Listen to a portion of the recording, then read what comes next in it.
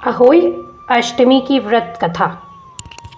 प्राचीन समय में एक साहूकार था जिसके 7 बेटे और 7 बहुएं थीं। साहूकार की एक बेटी भी थी जो दीपावली में ससुराल से मायके आई थी। दीपावली पर घर को लीपने के लिए 7 बहुएं मिट्टी लाने जंगल में गईं तो ननद भी उनके साथ चली गई।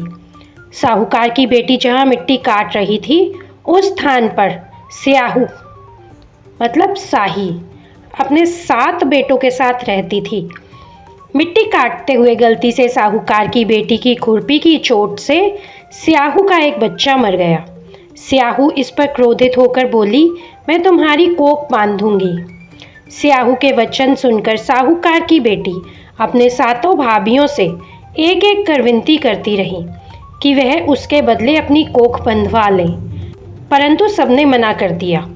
सबसे छोटी भाभी ननद के बदले अपनी कोख बंधवाने के लिए तैयार हो जाती है। इसके बाद छोटी भाभी के जो भी बच्चा होता वे 7वें दिन मर जाता। 7 पुत्रों की इस प्रकार मृत्यु होने के बाद उसने पंडित को बुलाकर इसका कारण पूछा। पंडित ने सुरही गाय की सेवा करने की सलाह दी। सुरही गाय सेवा से प्रसन्न होकर उसे स्याहू के पास ले गई। रास्ते में थक जाने पर दोनों आराम करने लगते हैं। अचानक साहूकार की छोटी बहू की नज़र एक ओर जाती है। वह देखती है कि एक सांप गरुड़ पंखनी के बच्चे को डसने जा रहा है। वह सांप को मार देती है। इतने में गरुड़ पंखनी वहां आ जाती है और खून बिखरा हुआ देखकर यह सोचने लगती है छोटी बहू ने उसके बच्चे को मार डाला, तो वह छोटी बहू को अपनी चोंच से मारने लगती है। छोटी बहू इस पर कहती है कि उसने तो उसके बच्चों की जान बचाई है। गरुड़ पंखनी इस पर खुश होती है और छोटी बहू से कहती है, तू कोई भी वरदान मांग।